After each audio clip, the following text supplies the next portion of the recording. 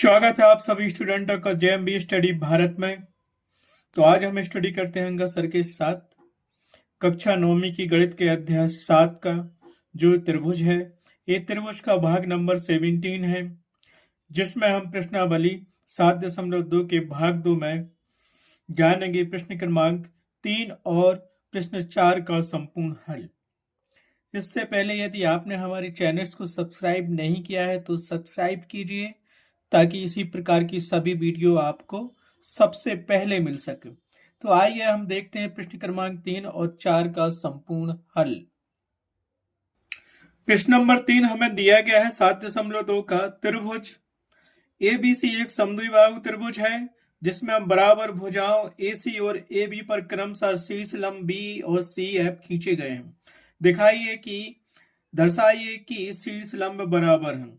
तो हमें एबीसी एक समद्विबाहु त्रिभुज दिया गया है। उसने कहा कि ये एबी और एसी भुजाएं बराबर हैं और एबी पर शीर्ष लंब आपका है, एबी भुजा पर शीर्ष लंब है सीएफ और एसी भुजा पर शीर्ष लंब है बीएफ। ये हमें शीर्ष लंब बराबर सिद्ध करना है। तो जो दिया गया है पहले उसको लिख लेते हैं और जो ज्ञात करना है उसको लिख लेते हैं, फिर क्वेश्चन सॉल्व करते हैं। ठीक है, तो हमें दिया गया था एबीसी एक समद्विबाहु त्रिभुज है, जिसमें ए बी बराबर एसी है, मतलब ए बी भुजा बराबर है ये एसी भुजा के। बी और सी एफ क्या है? बी और सी एफ ये शीर्ष लंब है। हमें सिद्ध करना है कि शीर्ष लंब बी बराबर सी एफ होगा या सी एफ बराबर बी होगा। इसके लिए हमें क्या सिद्ध करना पड़ेगा? सबसे पहले हमें देखना पड़ेगा त्रिभुज एबीसी दिया गया है और सी एफ और बी ये दो शीर्ष लंब दिए गए हैं। तो सबसे पहले हमें एक त्रिभुज लेना पड़ेगा जिसमें ये शीर्ष लंब भी आ जाए। ठीक है, तो हम त्रिभुज लेंगे सबसे पहले बी ई सी में ए वाला त्रिभुज, और दूसरा त्रिभुज लेंगे हम सी एफ बी में ए वाला त्रिभुज लेंगे। इसमें भी ये शीर्ष लंब आ रहा है, इसमें आ रहा है, और यहाँ पे शीर्ष लंब होते हैं भुजा ए बी और ए सी तो बराबर है। तो जिस भुजा पे शीर्ष लंब डाले जाते हैं वहां पे 90 डिग्री का एंगल बनता है।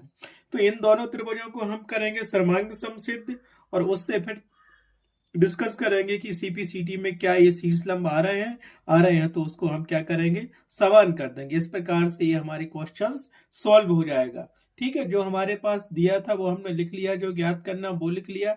तो रफ में हम इसको बना लेते हैं। जैसे ये त्रिभुज दिया गया था हमारे पास, तो इसमें हम ये त्रिभुज बना लेते हैं। यही डायग्राम दिया था ना हमारे पास, एक त्रिभुज एबीसीडी दिया गया था हमारे पास, ए बी सी। इस भुजा का मध्य बिंदु एफ था और इस भुजा का मध्य बिंदु ई था। वो कह रहा था कि ये सी एफ शीर्ष लंब है और ये कह रहा था कि ई बी शीर्ष लंब है। ये भुजा ए बी और ए सी भुजाएं क्या है, समान है। तो जब ये शीर्ष लंब डाले जाते हैं तो यहाँ 90 डिग्री का एंगल बनता है। तो ये हमने बना लिया।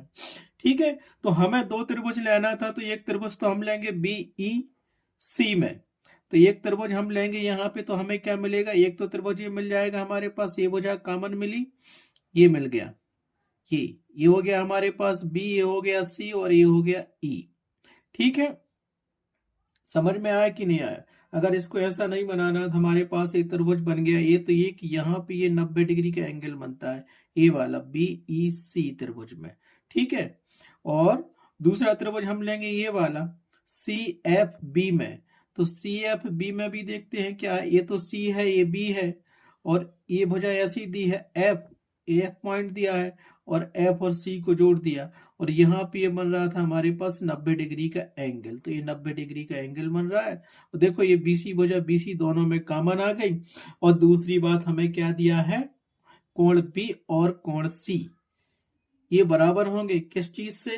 क्योंकि जब एक समद्विबाहु त्रिभुज की दो भुजाएं बराबर होती हैं तो इन बराबर भुजाओं के सम्मुख कोण भी आपस में बराबर होते हैं। ए बी के सम्मुख कोण सी है और ए सी के सम्मुख कोण बी है, तो ये दोनों भी आपस में बराबर होंगे।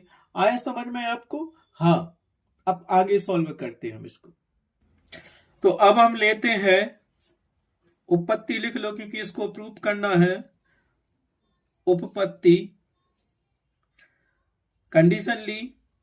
अब दो त्रिभुज थे हमारे पास, एक त्रिभुज हमने लिया बी ई सी बा, दूसरा त्रिभुज लिया हमने सी एफ बी में। इन दो त्रिभुजों में देखो सर्वांग समता के नियम देखो, 3 पॉइंट चाहिए सर्वांग समता के लिए। तो हम क्या करेंगे, जब किसी भुजा पे लंब डला रहता है तो वहां पे ये 90 डिग्री का एंगल बनाता है। तो यहाँ पे हमने त्रिभुज लिया था क्या, बीई सी, मतलब बीई सी ये त्रिभुज। तो यहाँ पे ये बी क्या है, शीर्ष लंब है, तो यहाँ पे 90 डिग्री का एंगल बनाएगा, तो ये कोण ही 90 अंश का हो गया। दूसरा हमारे पास त्रिभुज था सी एफ बी, इसमें सी एफ क्या है, लंब है, शीर्ष लंब है, तो यहाँ पे 90 डिग्री का एंगल बनाएगा। तो ये कोण ई और कोण एफ क्या हो जाएंगे, बराबर हो जाएंगे। उसका पूरा नाम देना है तो पूरा नाम लिख लो। पूरा क्या मिलेगा, दो त्रिभुजों को सर्वांग समसिद्ध करने के लिए हमें यहां से मिल जाएगा एंगल बी सी बराबर होगा एंगल सी एफ बी के। क्यों, प्रत्येक कोण 90 अंश का है। तो यहां लिखते हैं रीजन में प्रत्येक कोण कितने 90 डिग्री का एंगल है, लिख दिया। इस वजह से दोनों कोण आपस में बराबर होंगे, दिख रहा है। ठीक है, दूसरा हम क्या करेंगे, इसके बाद एक कोण दिख रहा है बी और ये दिख रहा है कोण सी दिख रहा है। तो इसके बाद एक कोण बी और कोण सी लिख लेंगे। कोण बी को हम पूरा नाम क्या देंगे, ए बी सी, और लेंगे ए सी बी। तो इसको लिख लो, कोण ए बी सी बराबर होगा कोण ए सी बी के। क्यों, त्रिभुज एबीसी में सम्मुख भुजा ए बी और ए सी है, क्योंकि त्रिभुज एबीसी में क्या है हमारे पास, क्या लिखेंगे हम, त्रिभुज एबीसी में या त्रिभुज एबीसी से क्या लिखते हैं, बराबर भुजाओं के सम्मुख कोण बराबर होते हैं। ये तो लिखते हैं सम्मुख कोण क्या होते हैं, बराबर होते हैं। ठीक है, ये दूसरा रीजन हो गया। तो ये सम्मुख कोण बराबर हो गए। तीसरा क्या मिलेगा, इसमें बीसी भुजा है और इसमें भी बीसी भुजा है, कॉमन दिया है तो उसको लिख देंगे, क्योंकि बीसी बराबर बीसी है, दोनों त्रिभुजों में बीसी भुजा है। तो ये बीसी भुजा क्या है, दोनों त्रिभुजों में उभयनिष्ठ है, उभयनिष्ठ भुजा है, लिख दिया उभयनिष्ठ भुजा है। तो अब हमें क्या मिल गया, पहला कोण मिला, दूसरा कोण मिला, ये कोण मिला, ये कोण मिला, ये कोण और ये भुजा बीसी मिली। तो ये त्रिभुज क्या हो गया, बीई सी और सी एफ बी आपस में क्या होंगे, ये दोनों त्रिभुज सर्वांग सम होंगे। सर्वांग समता के किस नियम से, इसीलिए यहां लिख देते हैं हम, इसीलिए कोण भुजा सर्वांग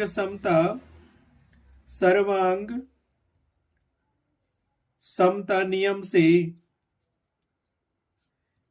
से ये दोनों त्रिभुज, कौन कौन से त्रिभुज बीसी सर्वांग सम होंगे त्रिभुज सी एफ बी के। हो गया, ये दोनों त्रिभुज क्या हो गए, सर्वांग सम हो गए। अब हमें सिद्ध करना था कि ये शीर्ष लंब क्या बराबर है, और हम जानते हैं कि जब दो त्रिभुज सर्वांग सम होते हैं तो उनके अपोजिट एंगल क्या होते, जब दो त्रिभुज सर्वांग सम होते हैं तो उनके संगत अवयव भी बराबर होते हैं। और देखो इन दो त्रिभुजों में ये शीर्ष लंब भी सी एफ और बीई भी आ रहे हैं, तो सीपीसीटी से बीई बराबर सी एफ हो जाएगा, मतलब ये एंगल आपका बराबर हो जाएगा इस एंगल की। ठीक है, तो यहां लिख सकते हैं, क्या लिख सकते हैं हम, इसीलिए बीई बराबर होगा सी एफ के। क्यों, रीजन दे दो, सीपी सीटी से।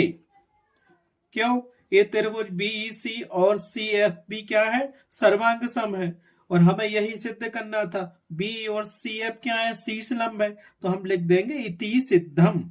ये क्या है, ये पार्ट सिद्ध हो गया। तो ये सवाल, पहला सवाल कंप्लीट हुआ, हमने लिख दिया इति सिद्धम।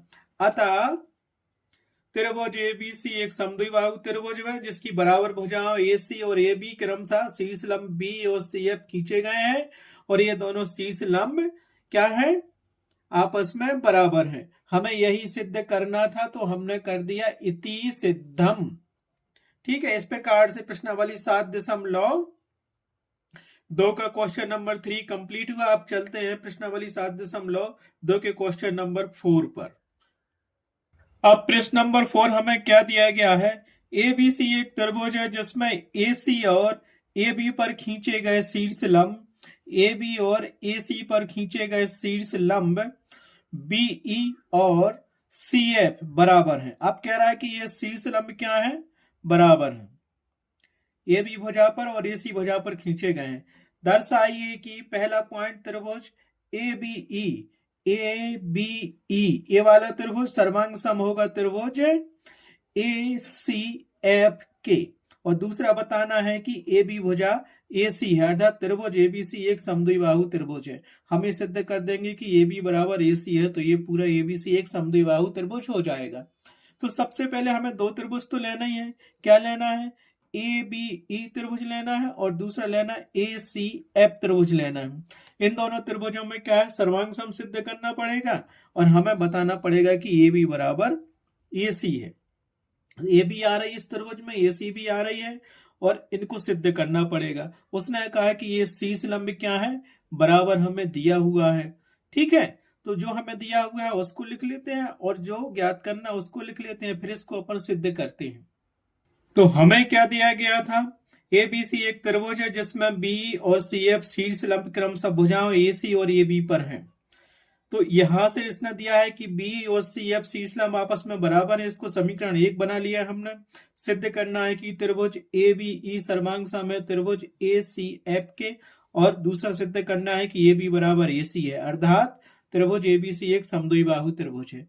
ठीक है, हमारे पास डायग्राम में दिया है, ABC एक त्रिभुज दिया है, ये BE शीर्ष लंब CE शीर्ष लंब के बराबर है, और AB भुजा और AC भुजा हमें बराबर सिद्ध करनी है, और ये ABE त्रिभुज सर्वांग सम होगा त्रिभुज ACF के। ये दो त्रिभुज हमें लेने हैं, इनको सर्वांग सम सिद्ध करना पड़ेगा।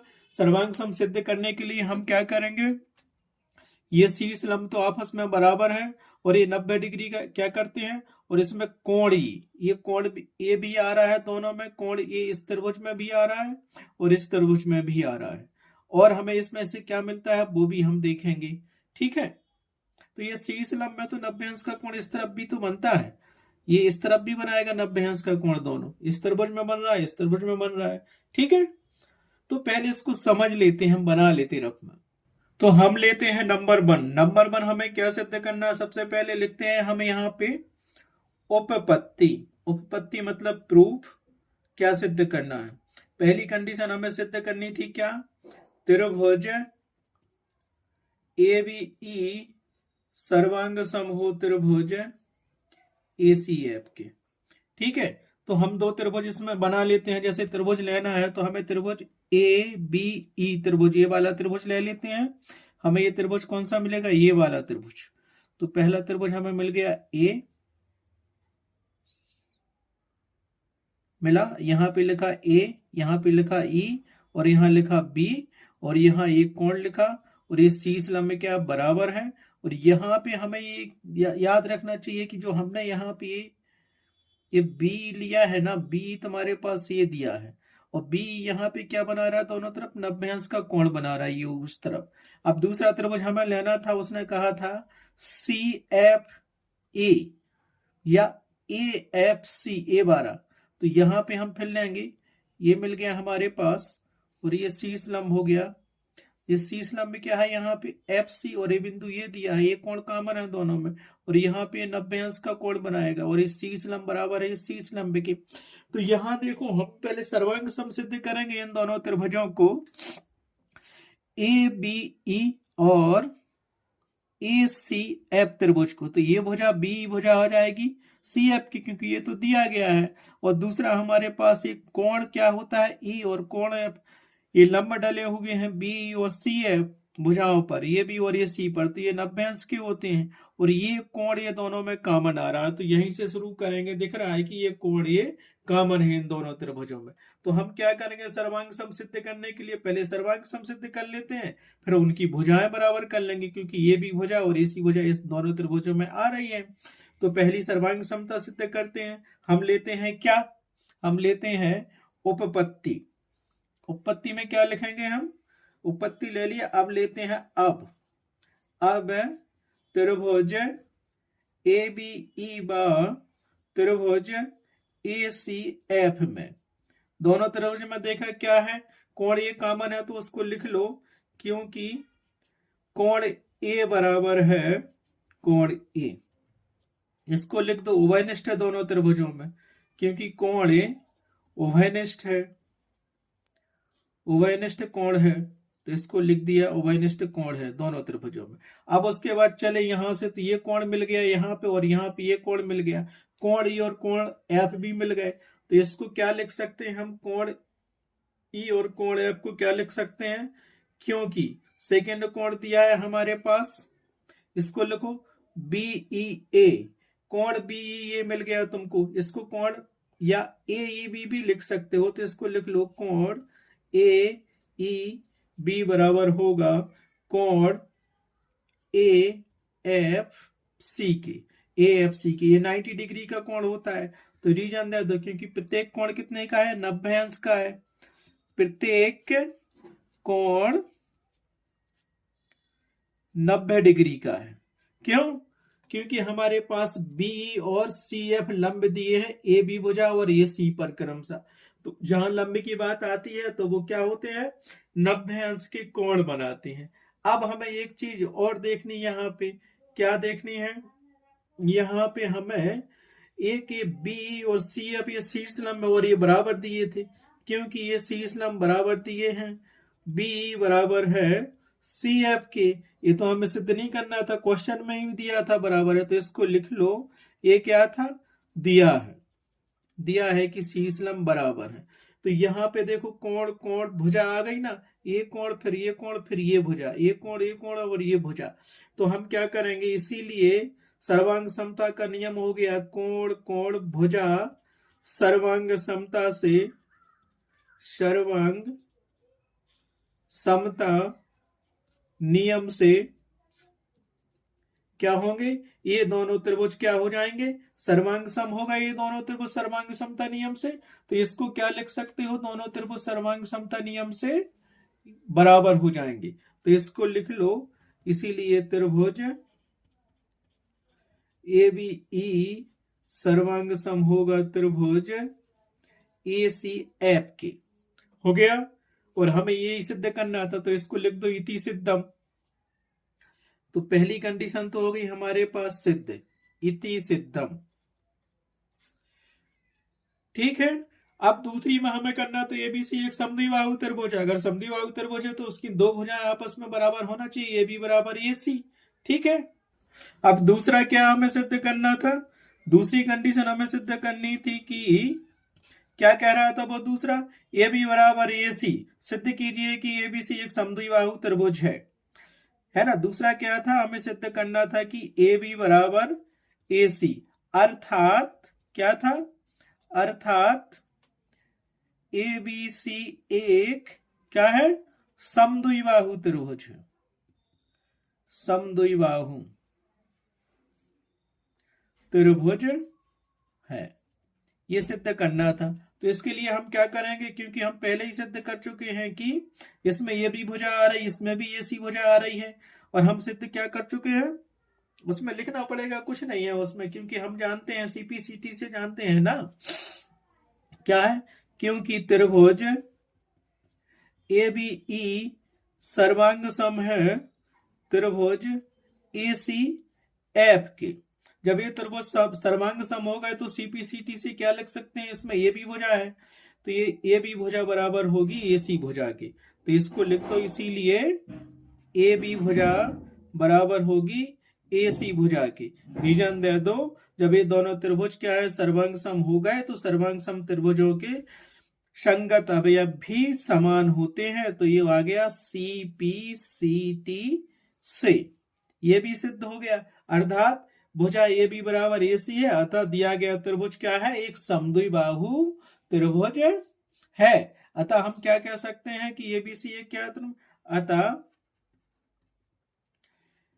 ABC एक समद्विबाहु त्रिभुज होगा, समद्विबाहु त्रिभुज होगा।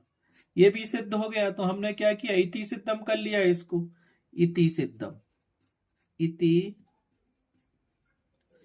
सिद्धम। ठीक है, इस प्रकार से प्रश्नावली 7.2 का चौथा क्वेश्चन भी कंप्लीट हुआ। ये क्वेश्चन नंबर 2, क्वेश्चन नंबर 3 और क्वेश्चन नंबर 4 बहुत ही ज्यादा इंपॉर्टेंट है। इनको आप बार बार करना। अगर समझ में नहीं आया है तो आप मुझे कमेंट्स कीजिए, मैं दोबारा वीडियो बनाकर आपके समझाने की पूरी कोशिश करूंगा। आज की वीडियो में बस इतना ही। नेक्स्ट क्वेश्चन के लिए देखेंगे हम next video. Thanks for watching my video.